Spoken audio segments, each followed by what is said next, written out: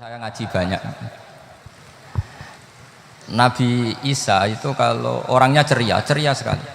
Pernah ditegur sama Nabi Yahya.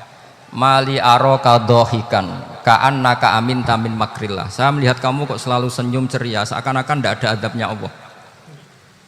Terus Nabi Isa balas ke Yahya, Mali aroka abisan, ka'annaka ayistamin rahmatillah. Kamu kok merengut terus, koyok ning donya ora ana rahmat. Jadi kamu milih mana? Senyum terus apa merengut terus? Partainya hanya dua, Nabi Yahya sama Nabi Isa. Jadi khazanah itu banyak. Untuk melawan penyakit itu ketakutan itu bahaya, karena bisa mengganggu imunitas tubuh. Orang harus percaya diri, harus pede. Meskipun harus hati-hati, tapi harus tetap pede. Dengan demikian imunitas tubuh kita terjaga. Jadi ya sudah seperti itu. Semua orang punya cara untuk menjaga diri masing-masing. Kemudian tentang Mbah Ahmad Siddiq, saya tahu banyak karena dulu saya masih ingat, ini sekaligus ijazah pada cucu-cucunya. Kalau sama anaknya tidak berani saya. Sama cucu-cucunya. Saya masih ingat Mbah Ahmad Siddiq itu sangat loyal sama yang namanya negara. Kita tahu beliau adalah termasuk orang yang bintang ketika Muktamar Situbondo, ketika NU pertama kali nerima asas tunggal yaitu Pancasila. Kayak apa ulama-ulama kita? Ya mulai Mbah Ahmad Siddiq, Mbah Ali Maksum, Gus Dur, Mbah As'ad, semuanya lah, termasuk Mbah Mun, semuanya loyal sama negara sehingga NU menerima asas tunggal. Itu saya masih ingat karena Bapak dulu perwakilan dari NU cabang Lasem. Beliau pernah ngundang Mbah Ahmad Siddiq di sini, zaman itu zaman Pak Dzufar ikut ngundang ke sini, bapak saya. Itu saya menangi beliau ngisi pengajian di hallnya buyut saya, Mbah Umar bin Arabi. Jadi saya ini zuriyahnya Mbah Umar bin Arabi, sama dengan keluarganya Ki Hamid Pasuruan. Itu beliau cerita bahwa kemenangan Islam itu tidak harus kita yang menang kangelan. Kadang Allah bikin orang lain yang kangelan, kita yang ikut menang. Jadi dulu kata beliau banyak ulama ketika kita diserang Jepang. Saya masih ingat, saya karena pas itu ikut ke Lasem, karena saya santri sarang, Mbah Mun ngisi di Lasem, saya ikut di Lasem karena saya masih keluarga.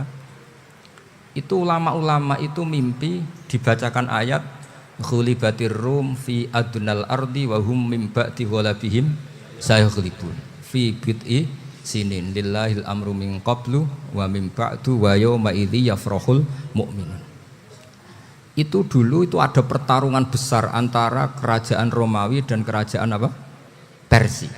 Kita tahu Romawi itu Nasrani. Saya ulang lagi, Nasrani. Nasrani itu percaya adanya Allah, adanya Tuhan, dan percaya adanya kitab samawi. Sementara musuhnya itu Persia, orang yang tidak bertuhan, tidak berdasar kitab samawi. Ketika Persia mengalahkan Romawi itu orang Islam ikut susah, karena terus dibully sama orang-orang kafir Mekah. Orang kafir Mekah adalah orang yang tidak punya kitab samawi. Katanya orang kafir Mekah, iku lho balamu, jute duwe kitab, jarene di hubungan mbek langit, nyatane perang keok. Paling kon ya podo. Jadi ada analogi bahwa kalahnya orang Nasrani itu dianggap simbol kekalahan orang yang bertautan atau berhubungan dengan langit. Akhirnya orang Islam susah. Saking susahnya orang Islam sampai Abu Bakar itu tanya, ya Rasulullah, lalu orang Romawi menang itu kapan? Terus ada surat turun, fi bid'i sinin. Ya kira-kira 3. Abu Bakar pas itu belum alim-alim amat. Jadi ngartikan 3 itu ya 3 betul. Sehingga beliau masyhur itu. Cara Jawa totoan itu kimar. Pokoknya nanti Romawi pasti menang 3 tahun lagi. Akhirnya ketika datang itu taruhannya dengan 10 unta. Datang ke Rasulullah, Nabi menjelaskan, "Lho ndak. Bid'u itu mabena salas ilatis itu 3 sampai 9. Kamu jangan bilang 3. Ya sudah, taruhannya ditambah. Taruhannya ditambah sampai 100 unta. Tapi pembuktiannya enggak 3 tahun tapi nunggu 9 tahun. Sampean jangan tanya, berarti dulu pernah taruhan halal.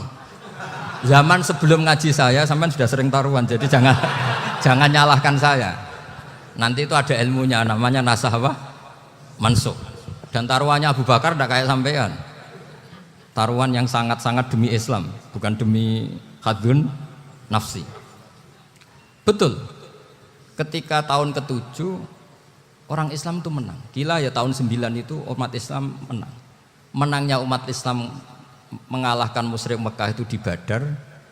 Romawi mengalahkan apa? Persia. Gara-gara Romawi mengalahkan Persia itu cara berpikir orang itu rubah. Ternyata langit itu ada, kekuatan langit itu ada. Sehingga meskipun akhirnya orang Kristen bilang ada Trinitas, terus mereka keliru dalam mengartikan Isa, tapi ada sekian nabi yang mereka sebut dan mereka hormati. Ada sekian kesamaan. Sehingga dalam Islam, saya ulang lagi, dalam Islam, andai kan disuruh milih orang komunis sama orang Nasrani, Islam tentu sama-sama kerjasama, milih sama yang Nasrani, karena ini ahli kitab, kerjasama loh, bukan milih menjadi Nasrani. Nanti kalian salah paham, senangannya terus bully, itu semangatnya pasti hasut. Nah, terus lalu relevansinya dengan Indonesia gimana? Wa yauma idzi yafrahul mu'minun, ketika orang Romawi yang punya kitab samawi mengalahkan Persia yang tidak punya kitab samawi, itu orang Islam ikut bunga, ikut gembira. Itu semua kiai banyak yang mimpi seperti itu. Ini cerita Pak Ahmad Siddiq. Saya dengarin. Ternyata betul. Jepang itu enggak dikalahkan Indonesia. Jepang, Hiroshima dan Nagasaki dibom oleh apa? Sekutu. Akhirnya Jepang pulang. Pas Jepang pulang, Indonesia merdeka. Itu dulu kiai-kiai sudah nakwil bahwa menangnya Indonesia itu tidak harus mengalahkan penjajah. Pokoknya nanti penjajah ada yang mengalahkan. Jadi orang Islam zaman itu tidak bisa mengalahkan Persia. Yang mengalahkan itu Romawi. Tapi orang Islam ikut gembira. Itu sebenarnya wa yauma idzi yafrahul mu'minun binasrillah. Jadi orang itu cara berpikir Quran itu beda. Sehingga saya ini cerita ke cucu-cucu Mbah Siddiq karena ya nasabnya sama sampai saya, karena sama-sama sampai Mbah Sambu. Bedanya keluarga saya lewat Mbah Abdul Azim, kalau yang keluarga sini lewat namanya Mbah Yusuf. Itu saudara sama Mbah Abdul Azim, sama-sama sampai Mbah Sambu. Tapi keinginan saya tentu bukan sekedar silaturahim gagah-gagahan diceluk Gus. Celuk Gus repot. Nak ora alim ra pantes. Nak beling ra pantes. Salam templek 1.000 jaluk swarga. Aduh. Tuhan, kok mentalane 1.000 jaluk. Kamu nginep di hotel 100.000 itu tidak cukup, apalagi untuk bayar apa? Surga. Itu enggak sopan sekali. 1 juta ya enggak bisa itu. 100 juta juga enggak jelas juga. Terus sampean mendingan enggak usah salam template. Malah enggak mungkin masuk surga kalau. Jadi dulu yang namanya zuriyah, sampean tenang saja, nasab sampean tidak kalah dengan kita. Karena nanti setelah di kuburan itu gus-gus itu nggak penting. Semua kalau ditanya bapak kamu siapa, jawabannya siapa? Nabi Ibrahim. Sudah parmin parlan hilang semua, sudah aman pokoknya nanti. Karena kalau nanti ditanya malaikat bapak kamu siapa, jawabnya Nabi siapa? Ibrahim. Makanya saya itu pemuja Allah yang serius.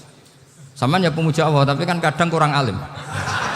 Saya ini pemuja Allah serius. Saya itu kalau ngaji, ya ngaji biasa belajar, itu sering nangis seneng. Misalnya saya baca tadi, Miftahul Jannah la ilaha illallah, lung kunci kok dikasihkan. Kita ini masuk neraka gak pantas, enggak bawa kuncinya kok masuk. Harusnya kita ini masuk surga, kita kan pegang kunci surga, gak pegang kunci neraka. Maka aneh kalau kamu masuk neraka itu aneh. Coba kita pegang kunci surga apa kunci neraka? Tapi kadang teman saya neraka ora ono kuncine. Karena tidak ada pintunya. Terus saya bilang, kamu kok tahu? Memangnya mau ke sana, kata saya. Saya tidak punya rencana tahun neraka. Karena nanti di antara syafaatnya Quran itu orang kalau mau masuk neraka tidak jadi. Ya nggak apa-apa ya, diatur sendiri. Jadi di antara syafaatnya Quran itu orang nggak jadi masuk neraka. Jadi syafaat itu ada 2, dari neraka diangkat ke surga. Dan itu bisa lama itu. Tapi kalau syafaatnya Quran itu yang belum masuk neraka supaya gak jadi masuk neraka. Karena neraka juga punya aturan, dia juga kena aturan fikih. Jadi, betul ini, saya ada guyon. Jadi kena konstitusi apa? Fikih. Sama tak ceritani syafaatnya Quran itu ada orang itu beling itu fasik. Itu dihafal surat Tabarok. Hafal betul. Tabarakalladzi biyadihil mulku wa huwa ala kulli syai'in qadir alladzi khalaqal mauta wal hayata. Pertanyaannya gini, boleh enggak orang menginjek surat Baqarah? Boleh enggak? Enggak. Padahal orang hafal Quran itu artinya ayat itu ada di hatinya. Fa inna wa ta'ala la yu'adzibu qalban wa al-Qur'ana. Allah tidak akan menyiksa hati yang menyimpan Quran, yang jadi flash disknya Quran, yang jadi rekaman Quran. Singkat cerita orang ini hafal. Pas ketemu Mungkar Nakir prosedur kan, ini orang fasik mau diantemin sama Mungkar Nakir. Prosedur ya, dia kan prosedur standar. Si surat Tabarok akhirnya menjelma jadi seseorang yang gagah berani. Kamu nggak boleh nyiksa orang ini. Saya ini kalamullah. Kalau kamu nyiksa dia berarti nyiksa saya. Kamu berani sama kalamullah? Wah ya tidak berani jadi Mungkar Nakir. Tapi orang itu nakal, harus saya gebukin. Tapi kata Quran tadi, tapi saya di situ pasti kena saya. Oh debat, nggak ada lajnahnya ini nggak ikut. Kalau Gus Firjon ikut jadi lajnah. Kalau jadi lajnah pasti kroninan. Kalau santrinya dimenangkan. Akhirnya debat. Ya sudah kita ketemu Allah. Akhirnya Mungkar Nakir sama Quran tadi surat Tabarok datang sowan sama Allah. Terus kata Allah, memangnya kenapa Mungkar Nakir? Saya harus nyiksa dia karena dia fasik ya Allah. Memangnya kenapa surat Tabarok? Saya ada di situ. Menurut aturan orang tuh nggak boleh injak-injak Quran. Kalau dia nutuk saya, nutuk Quran. Itu harus dikasih tahu fikihnya Mungkar Nakir. Akhirnya Allah ngendikan gini ke surat Tabarok. Ya sudah terserah kamu. Kalau terserah kula Gusti, Mungkar Nakir nggak boleh nyentuh orang ini. Ya sudah selamat. Sehingga terus itu sama baca di termasuk mujizatnya surat Tabarok di tafsir Ibnu Katsir banyak. Karena tadi logikanya malaikat itu juga kena aturan fikih. Sehingga banyak ulama termasuk Said Muhammad ngendikan pertanyaan Mungkar Nakir itu tidak semua orang kena. Kalau semua orang kena nanti kalau tanya Nabi Muhammad, waman nabiyuka? Kacau kan jawabnya. Nabi kamu siapa? Lu saya ini nabi. Ya kan? Lah nanti kalau pas ketemu Nabi Ibrahim, waman abuka? Jadi repot kan? Makanya ada kiai yang guyon kalau ditanya, marab buka? Saya ini guru tauhid sembrono. Saya ini ngajar Ummul Baroin, kamu tanya marab buka? Masyhur itu keramatnya Imam Malik itu. Ada Ashabu Malik, rajulun min ashabi Malik. Beliau ditanya Mungkar Nakir, marab buka manabi buka? Imam Malik datang, ini seumur-umurnya itu ngajar tauhid. Kamu bedai enggak sopan kamu. Nah, kita berharap barokah sampean ngaji nanti itu. Yes.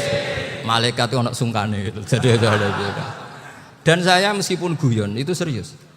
Bedanya orang alim sama ndak itu di situ. Kalau orang alim itu guyon itu masih benar, masih serius. Coba saya bacakan ayatnya. Ala inna auliya Allahi la khaufun alaihim wa lahum yahzanun. Terus lahumul busyra fil hayatid dunya fil akhirah. Artinya kalau Mungkar Nakir dengan penampilan garang gitu, berarti ada ketakutan apa enggak? Ada. Padahal ciri utama walinya Allah tidak ada ketakutan. Makanya itu termasuk dalilnya Sayyid Muhammad. Tidak semua orang alami seperti itu karena wali-wali itu la khaufun alaihim wa lahum yahzanun. Wah anak kiai ketemu Mungkar Nakir cok tidur wedek. Iku dreseke ora kok pertanyaan tok nak konan santri piye. Lho isen wis kiai dihanjuti Mungkar Nakir. Malu gak kira-kira? Mesti pelengahan konan santri piye. Nak jawabannya gampang karena pernah ngajar tauhid. Makanya Sayyidina Ali ini cerita ini ada di kitab Nurid Dholam. Sama lihat di kitab Nurid Dholam karangannya Syekh Nawawi Banten. Itu Sayyidina Ali itu ya, andekan orang biasa mungkin ya agak-agak hasut, tapi ini wali gak boleh kamu katakan hasut. Dia itu mangkal sama Umar. Orang kok setiap orang pernah dibentak. Apa dia berani bentak Mungkar Nakir? Penasaran dia. Bagaimana kerengnya Umar itu berlanjut enggak gitu kira-kira. Akhirnya minta, ya Allah saya minta kasyaf. Ya karena yang minta Sayyidina Ali karena mau wajah dituruti sama kasyaf. Dilihat Sayyidina Umar pas meninggal itu. Jadi hasud itu ya kadang penting asal baik. Loh betul bahasa Kanjeng Nabi kadang la hasada illa fisnaten. Itu Nabi bahasakan ya hasad. Gus Firson saja yang nafsirkan ghobtoh itu kan gaya-gayanan sebagai ulama. Aslinya Nabi ngendikan itu la hasada illa fisnaten. Ulama yang ganti itu namanya ghobtoh. Wong Nabi sendiri nyebut hasad kok kamu tafsiri laptop. Ya hasad ya. Hasad. Udah enggak usah ditakwil-takwil pokoknya gitu. Kalau sampean enggak percaya enggak apa-apa. Kok gitu aja kok repot. Karena sampean enggak percaya kemungkinannya dua. Satu enggak ngerti. Dua sama-sama alim. Kan dari awal kalau sama-sama alim kan laisa li alimin ayuqallida aliman akhor. Kita enggak perlu saling mengikuti. Ngapain hasud? Biasa aja. Akhirnya Sayyidina Ali kasar. Pas Umar bangun, setelah mati kan bangun, setelah meninggal bangun. Munkar Nakir datang dengan perang yang sangat garang. Itu digambarkan Sayyidina Ali, matanya itu kal kidril ghali. Kayak apa? Kendil yang apa? Mengangang. Wah, seru. Sayyidina Ali senang, paling takut ini Umar. Senangnya bukan main. Wah, ini mesti takut Umar. Biasa. Ternyata enggak, Umar malah bangkit. Woi, Munkar Nakir ya. Kamu tahu menghadapi siapa? Itu betul ya? Kamu itu menghadapi temannya ahabbal khalqi ilallah. Yang diandalkan temannya bukan dia. Kamu tahu yang kamu hadapi, saya ini teman kekasihnya Allah. Jadi boleh kamu mengandalkan Mbak Virjon. Tapi nanti resikonya Munkar Nakir tanya, itu Virjon siapa? Wah itu masalah itu kan. Makanya syaratnya wali itu harus ma'rufun fis sama. Di langit sudah populer. Makanya dulu ada orang yang saking seninya Abdul Qadir ditanya apa saja jamnya Abdul Qadir Al-Jilani itu aman karena beliau populer. Makanya program kita harus populer dulu di langit. Nah, itu nanti kalau dicatut oleh santri-santri nggak apa-apa. Kalau nggak populer nanti dicatat, itu siapa? Masalah ini. Umar itu yang dibanggakan itu, kamu tahu saya siapa? Ya enggak tahu. Saya ini temannya kekasihnya Allah. Temannya Muhammad. Iya Muhammad Rasul. Wah mikir, waduh, repot. Loh di dunia aja gitu kan, temannya presiden, temannya panglima, apalagi ini temannya Sayyidul Awalin wal Akhirin. Di dunia aja bilang temannya presiden, menteri orang sudah takut, apalagi ini temannya Sayyidul Awalin. Hanya Munkar Nakir terus konfirmasi sama Allah, gimana ya Allah ini ngadepi. Sebetulnya diandalkan itu temannya, bukan dia. Wah, akhirnya sama Allah dibilang, ya Bu, ya sama seorang seperti itu Bu yang sopan. Terus semenjak itu Munkar Nakir itu nggak selalu berpenampilan seperti itu, sangat sih. Jadi semoga itu konsisten sampai nanti. Jadi kamu kalau ingin nggak takut Munkar Nakir, jadi wali dulu. Karena syaratnya tadi hanya wali sing la khaufun alaihim walahum yahzanun lahumul busyra fil hayatid dunya fil akhirah. Jadi orang itu kalau ngaji itu harus khatam. Jangan semuanya kena pertanyaan. Dan kalau semuanya kena pertanyaan nanti repot. Kalau Nabi Muhammad ditanya waman Nabi Huga. Nabimu siapa? Lu kan terus jadi aneh. Jadi makanya ngendikane Sayyid Muhammad semua ulama lah, enggak ada am kecuali ditaksis. Kecuali sifatnya Allah. Misalnya bikulli syai'in alim ya benar-benar bikulli syai'in. Tapi kalau am semuanya pasti ada taksis meskipun dalam muhawarah muhadasah biasa. Ya, misalnya contoh gampang istri kamu baru seneng kamu, Mas nak pengen apa-apa iku lapor aku, gak apa-apa Mas. Mesti aku seneng sama lapor. Iku di aku pengen wayo. Wah langsung jadi apa wae. Mesti apa wae maksudnya kecuali itu gitu. Padahal kalau ngomong, Mas, sampean ingin apa saja tak dukung. Terus sampean bilang, kepenginku iku wayo. Kira-kira disetujui apa enggak? Sama seperti kita kalau punya teman akrab, wes nang omahku gak apa-apa, anggap ae omahmu dhewe. Terus mlebu-mlebu kamar. Jadi ndak ada am kecuali ditaksis. Artinya kalau ada cerita bahwa orang mati pasti ngalami ditanya Munkar Nakir, itu pasti ada am yang taksis. Itu pasti juga dialami para anbiya, para auliya. Karena ciri utama wali itu la khaufun alaihim walahum yahzanun. Kemudian saya yang mau cerita ya, supaya sampean bisa menghadapi dunia global ini, tak bawa tafsir Munir termasuk tadi. Kenapa orang Islam, Rasulullah SAW itu lebih senang kalau yang menang itu orang Nasrani Romawi, ketimbang yang menang itu orang Faris, dalam hal ini ateis. Karena orang ateis itu lebih ngeri. Sebetulnya beberapa penemuan sains, terutama di ilmu medis itu orang Amerika, kayak cloning. Tapi orang Amerika itu masih dilarang oleh gereja untuk mengaplikasi, karena nanti bayi cloning itu dipakai suku cadang. Di Amerika masih ditentang oleh fatwa-fatwa agama, baik Islam maupun Kristen. Tapi di Cina itu dipraktekkan, karena nggak ada halangan agama. Di Cina itu biasa ada kondom diolah lagi jadi alat-alat aksesoris. Di Amerika tidak ada karena masih ada agama, masih ada larangan. Sehingga orang Islam itu lebih takut kalau yang menang itu Persia, karena terus cara berpikir ternyata Tuhan itu tidak ada, langit nggak ada perannya. Jadi ketika yang menang Nasrani masih berpikir itu pertolongan Tuhan, meskipun mungkin cara mengatakan Tuhan beda dengan kita. Tapi ada satu kesamaan bahwa kekuatan samawi itu ada. Jadi disebut hulibatir rum fi adnal ardi wa hum min ba'di ghalabihim sahlibun. Di sini diterangkan oleh Syekh Nawawi supaya kamu tidak salah paham. Sebetulnya kamu katakan misalnya wah itu paham liberal, sebenarnya saya tidak tersiksa. Cuma takut yang mengatakan seperti itu cek goblokir atau ngaji gitu. Itu aja masalah saya. Ini saya baca ini karangannya Syekh Nawawi karena tadi kata Mbak Firjon ngaji itu harus sama orang yang bersanad. Saya ini kalah sama beliau itu berkali-kali. Secara nasab saya harus manggil Mbah. Secara silsilah ilmu saya juga kalah lagi. Saya sering disewani sama cucu-cucu Syekhona Khalil. Kiai Siddiq itu termasuk murid dekat beliau Syekhona Khalil. Kalau itu berarti kan Gus Firjon, Ahmad, terus Mbah Siddiq. Mbah Siddiq ngaji Syekhona Khalil. Syekhona Khalil itu pernah ngaji langsung sama Sayyid Zaini Tahlan. Berarti beliau dari Sayyid Zaini Tahlan itu baru generasi kelima. Sementara saya itu sudah ke-7 atau ke-6. Saya, Mbah Mun, Mbah Karim misalnya, Mbah Hashim, Mbah Mahfud Termas, Sayyid Abi Bakar Sato yang ngarangnya Anatul Thalibin, baru Sayyid Zaini Tahlan. Berarti saya ke-7, kalah lagi. Tapi untuk jadi wali biasanya cepat saya. Karena syaratnya jadi mbah itu ngalah demi putu. Jadi kalau beliau ngotot, saya dulu Gusti, saya mbahnya. Wah itu mbah yang nggak baik. Pasti jatahnya dikasihkan apa? Cucunya dulu. Makanya Abdul Muthalib itu orang yang dapat wangsit, tapi yang jadi nabi itu cucunya. Jadi dalil saya banyak. Sebenarnya Abdul Muthalib itu sudah sering dapat wangsit.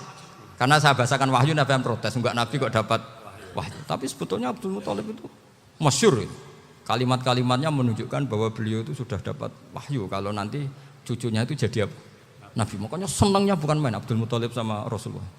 Putu seneng, mbah seneng putu. Jadi mungkin, jadi sampean enggak usah protes loh. Yang jadi wali kok cucunya. Dulu betul. Dulu Mbah Hamid Pasuruan itu kalau Mbah Ahmad Siddiq ke sana, Mbah Hamid Pasuruan kalau manggil Mbah Ahmad Siddiq itu paman. Tapi pamannya minta ijazah ke ponaan. Apa ya gara-gara itu memang.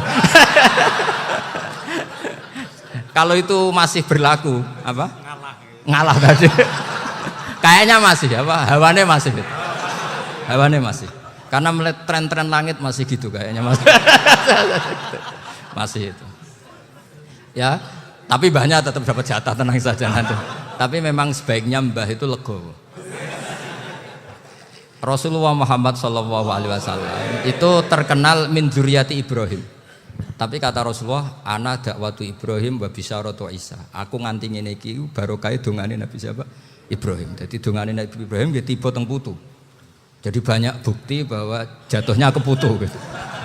Tadi saya di kamar sama beliau berduaan. Nih Mbah sing dadi wali dhisik ndi? Aku wae Mbah. Cocokan tadi. Nah, kenapa saya akhir-akhir ini gulirkan daftar wali? Kenapa? Saya ini resah ya, orang sudah ingin dicintai pejabat, dicintai tetangga, dicintai teman.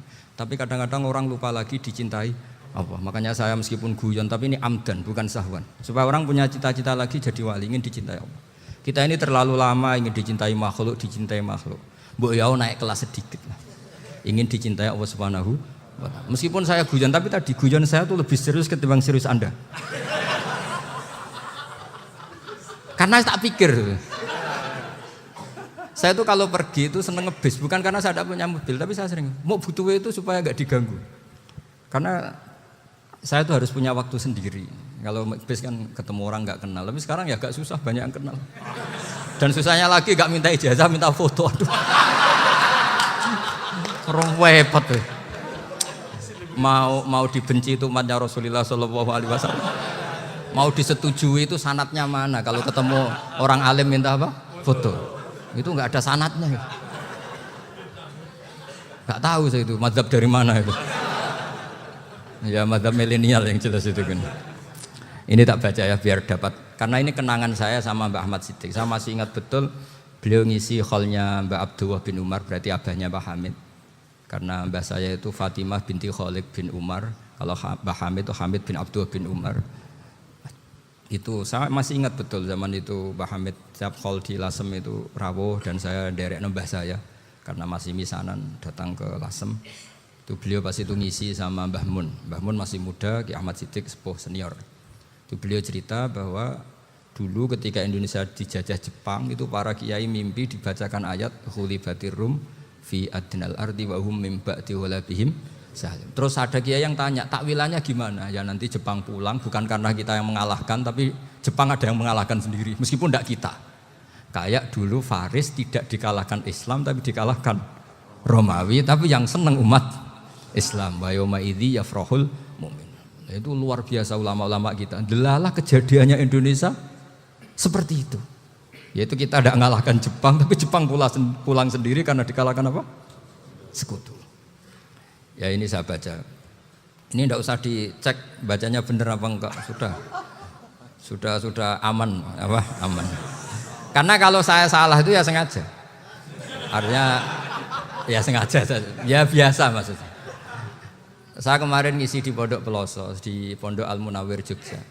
Salah itu ada dua, ada salah yang memang benar-benar salah. Itu enggak apa-apa, bisa dimakfu. Karena mesti sangke wong goblok salah yang terus itu.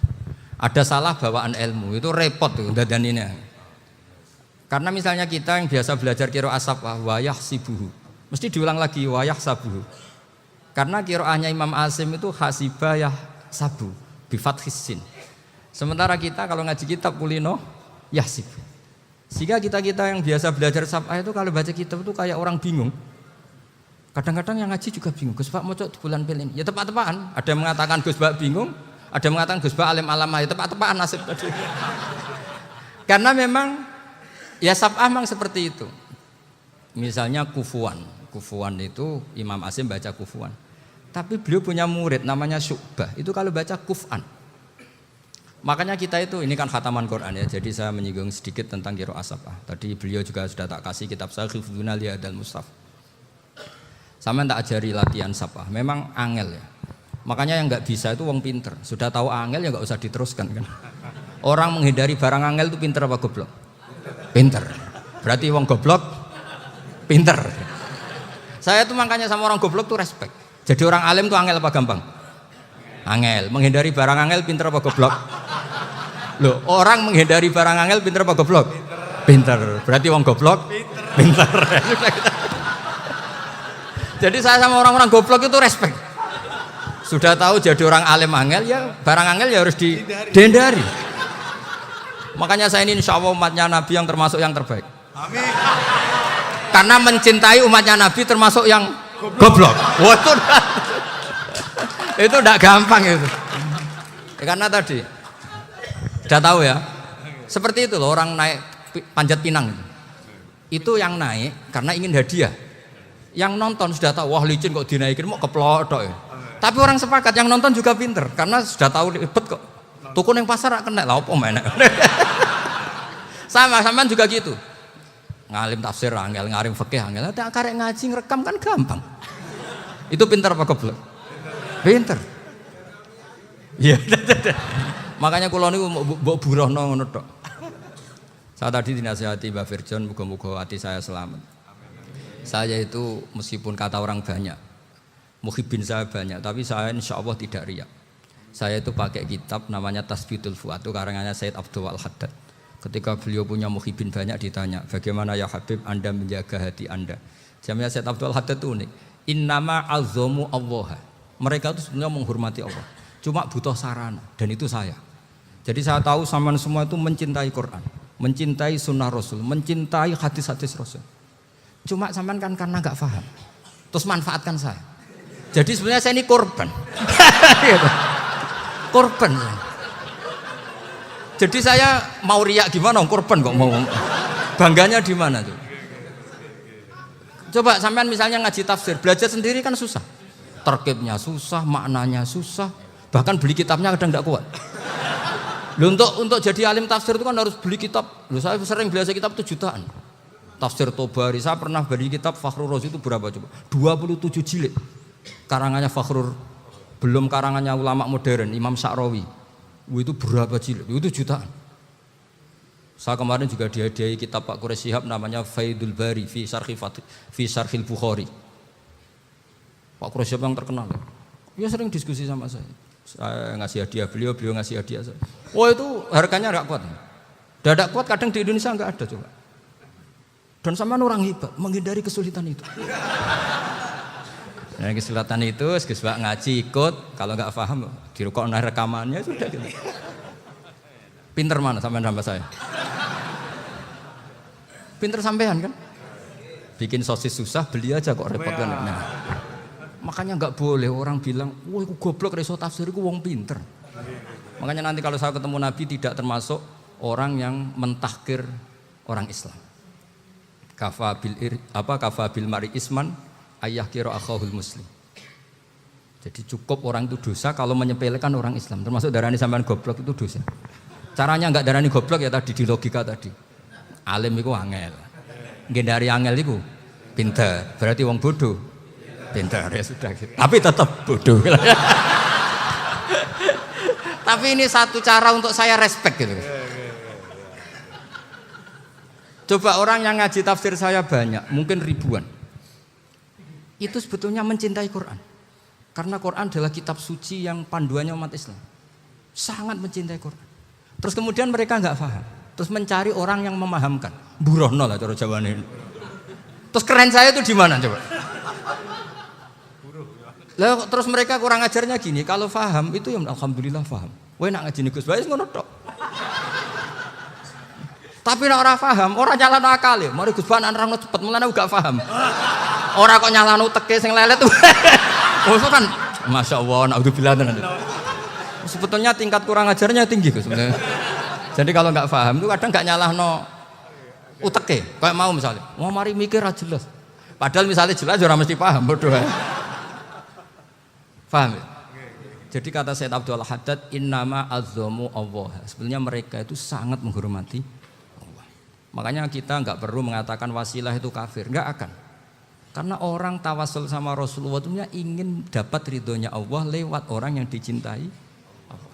Kita mencintai wali sebenarnya, wah itu kekasih Allah. Kita mencintai itu karena mencintai Allah. Sama seperti gini, kamu mencintai kangkung apa enggak? Sebenarnya sama sekali enggak. Tapi kamu ingin sehat, ada asupan gizi. Kamu ingin tubuh kamu sehat, butuh asupan gizi. Kemudian kamu makan kangkung. Apa terus kamu cinta kangkung kan enggak?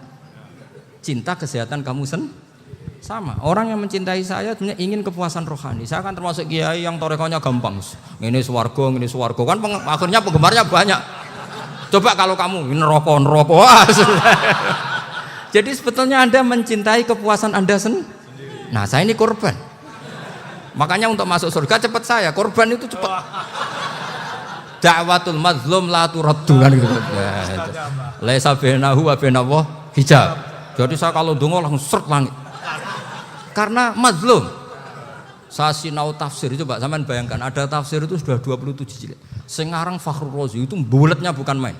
Karena dia ahli filsafat. Bulatnya Masya Allah. Sudah gitu sinau Jalalain kadang dikomen oleh Sawi. Sudah kita percaya Jalalain dibuli Sawi. Percaya Sawi dikandani, "Oh iku Maliki ra Sawi." Oh, ribet.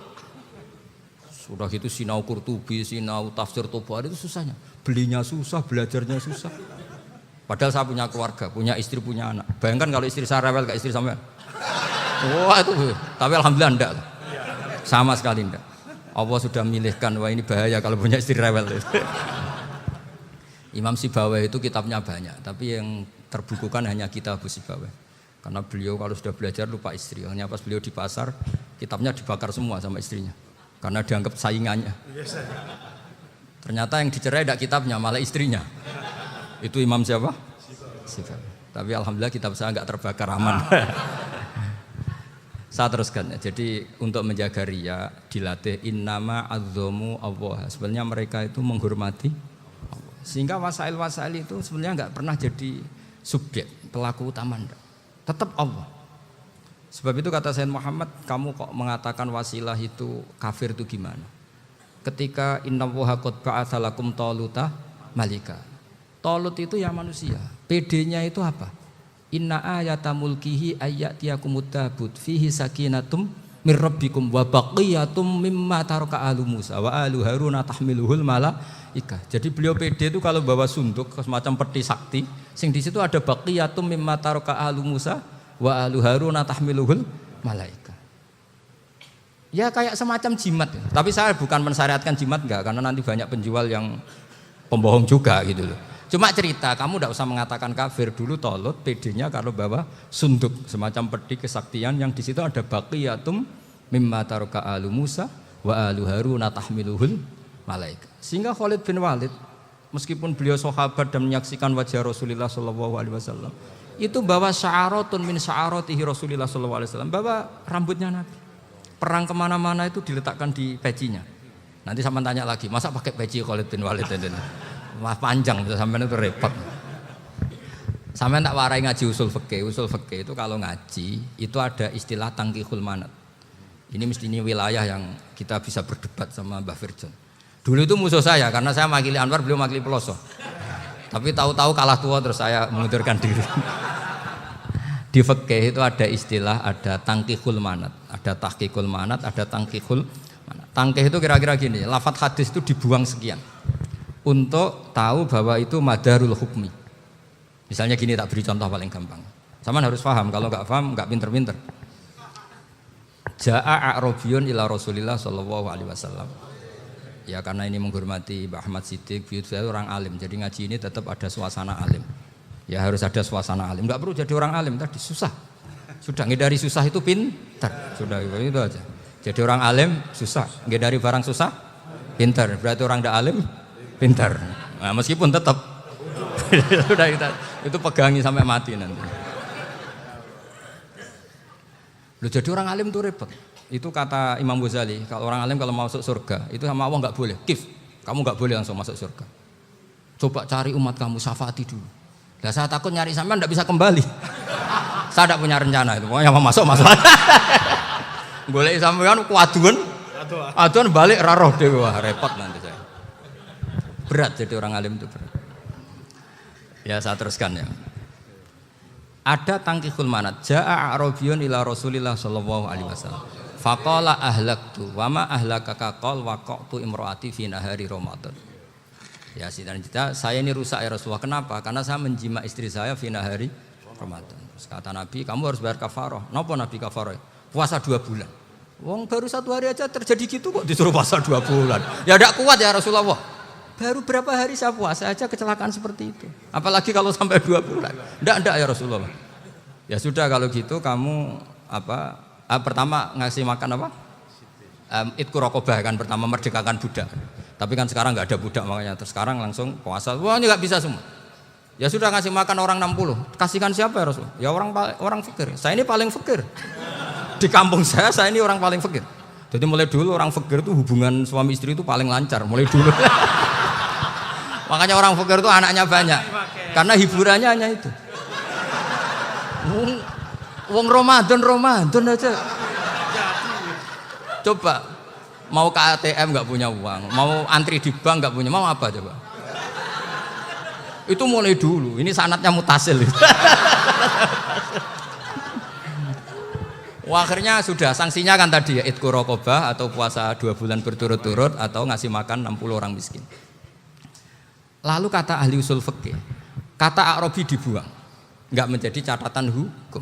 Orang kota pun kalau melakukan itu juga kena sanksi yang sama. Imro'atau juga dibuang. Andai kan itu dilakukan untuk amatnya juga ketentuannya sama. Nah sekarang perdebatan antara Imam Syafi'i dan Imam Malik begini. Sekarang pertanyaan gini, jima istri itu hukumnya boleh apa haram? Boleh kan? Lalu kalau ada orang tanpa udzur kemudian makan siang-siang, cara Imam Malik hukumnya sama, harus kena sanksi yang sama. Karena sama-sama hadku hurmati Ramadan bi ghairi udzrin syar'iyyin. Sama-sama merusak hukum Ramadan tanpa udzur syar'i. Lu jima itu tidak zina. Kan hukumnya jaiz. Nah, sekarang makan hukumnya jaiz, harusnya juga kena ketentuan yang sama. Cara pikirannya Imam Malik.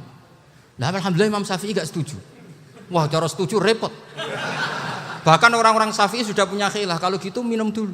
Iya, biar enggak kena. Iya, biar iftarnya pakai minum. Setelah minum baru jima kan. Ini sudah menyiapkan khilafnya. Ini khas Syafi'i ini, bongsong rekayasa hukum. Nanti bisa belajar jauh cara ngakali hukum. Makanya guyonan yang masyhur Gus Dur itu gitu. Ada seorang kiai atau Gus lah, ya punya salah, namanya manusia kan punya salah, entah cangkruk entah apa, pokoknya punya salah. Ada wartawan yang ngiranya semua kiai itu orang suci, sehingga tanya sama Gus Dur, Gus itu ada kiai kok, ya pokoknya salah lah. Tapi jangan bayangkan dosa besar, enggak, kecil-kecil aja.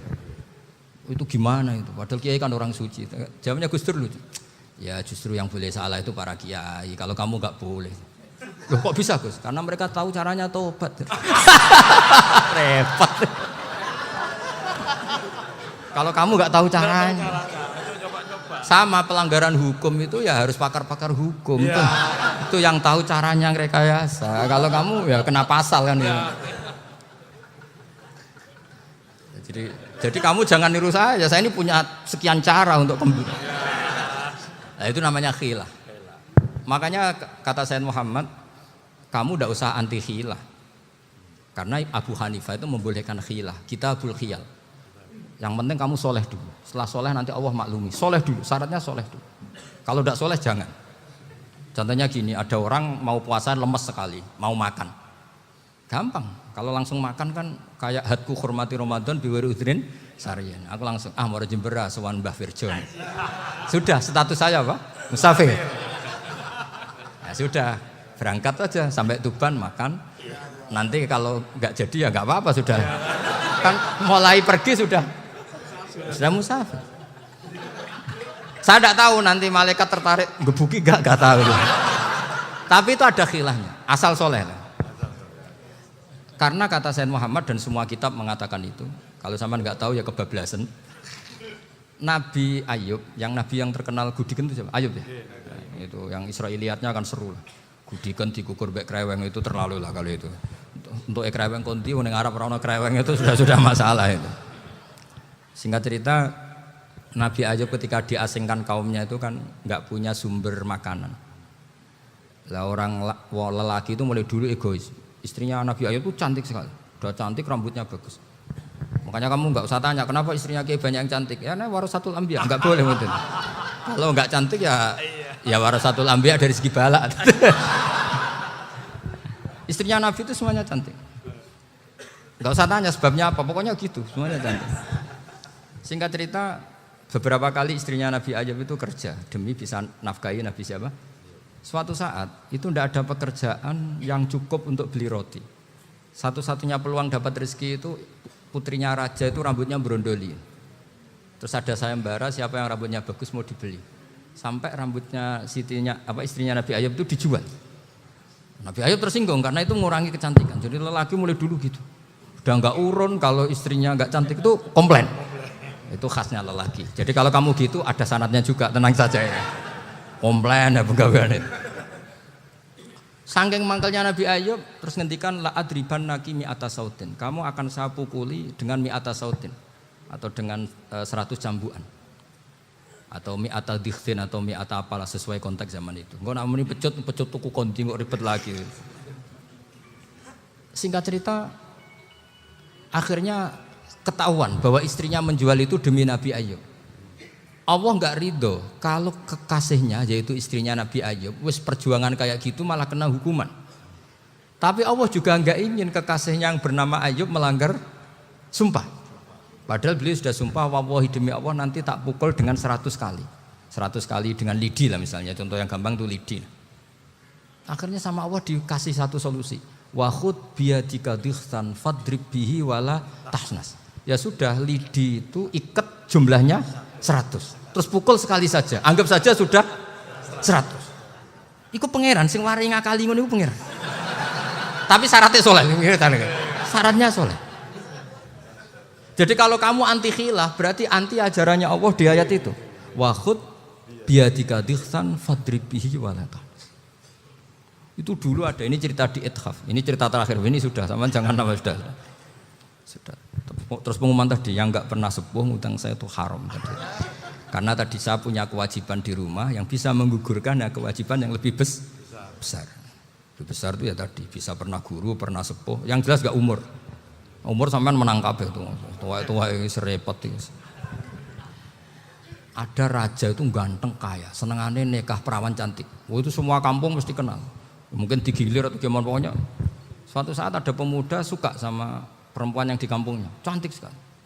Kemudian pemuda ini ternyata pekerja di kerajaan itu. Tiap hari ditanya, wah itu yang di kamu yang cantik siapa? Mau saya nikahin gini. Wah bahaya ini saingannya raja. Jadi yang dibidik pemuda tadi itu saingannya. Si raja ini orang yang namanya raja kan gengsinya tinggi. Kaifatang kihuha wa qad ra'aitu qad qabbalaha rajulun. Kok mbok nikah piye? Saya tuh pernah melihat dicium lelaki. Wah, gak mau. Gak gelem wis kadung ditambung wong lanang waqat qabbalaha rajulun. Saya pernah melihat sendiri qabbalaha rajulun, dicium oleh lelaki. Wah, sudah gak minat raja langsung gak keren. Suatu saat pemuda tadi nikahi perempuan itu. Rajanya marah-marah. Kamu lelaki gak punya harga diri gini. Gak punya selera, gak punya harga diri, sudah pernah dicium orang kok tetap dinikah. Terus bilang ke raja, takrif manir rajul, lelaki itu siapa? Abuha. Kamu tahu lelaki itu siapa? Sopo? Abuha. Bapaknya. Saya kan hanya bilang rajulun. Pernah dicium lelaki. Lah pikirannya raja lelaki wis kowe-kowe ngene iki. Tapi butuhe canom mau raja ben gak sida. Itu aja tuh. Baru kayak digulirkan gitu waqat qabbalah rajulun. Wah enggak mau. Setelah itu suatu saat pegawainya tadi nikahi perempuan. Kamu enggak punya harga diri gini. Kamu tahu manir rajul apa abuha. Wah nak ngono aku gak apa-apa. Lah monggo sakniki wis bojo kula. Ora trimo wis diambung wis macam-macam. Lah itu namanya khilah. Apa? Khilah. Kalau di Balawa disebut tauriyah atau apa. Tapi saya tidak ngajari sampean seperti itu. Sudah pinter sebelum saya ajarin. Bangsa ngakali kan sudah pinter. Ya ini terakhir tak baca Arabnya saja nanti. Bismillahirrahmanirrahim. Biar dapat barokahnya Syekh Nawawi juga barokahnya guru-guru. Bismillahirrahmanirrahim. Wasababu nuzuli hadil ayati annahu kana baina farisa war rumi qitalun wa kanal musyrikuna yawadduna antaghliba farisu ar-ruma li anna farisa kanu majusiyan ummiyin wal muslimuna yawadduna ghalabatar rum ala faris liqaunihim ahla kitabin. Jadi zaman dulu orang Islam lebih senang kalau yang menang itu orang Nasrani. Kalau bandingannya ateis. Karena bagaimanapun percaya kekuatan langit. Sementara orang ateis sama sekali tidak percaya kekuatan. Apapun bedanya kita dengan Nasrani itu ada kesamaan, yaitu percaya adanya kekuatan langit. Sehingga ketika orang Romawi kalah itu orang Islam ikut susah. Paham ya? Makanya ini tak baca biar sampean enggak macam-macam pikirannya. Fab'atha Kisra saat terusnya, ya pokoknya seperti itu. Akhirnya Rasulullah SAW berdoa lebih senang yang menang itu Rom karena ahli kitab. Artinya apa? Kemenangan ahli kitab adalah kemenangan makhluk atau hamba Allah yang mentautkan kekuatan kita di bumi dengan kekuatan langit. Makanya saya berharap selain kita ikhtiar medis, kita harus memperbanyak istighfar. Bagaimanapun semua itu dari Allah Subhanahu wa ta'ala. Kita menghormati negara dengan ikhtiarnya, tapi saya mohon sekali kita juga istighfar. Karena semua itu juga ditentukan oleh Allah, oleh langit. Ya, saya kira demikian. Assalamualaikum warahmatullahi wabarakatuh.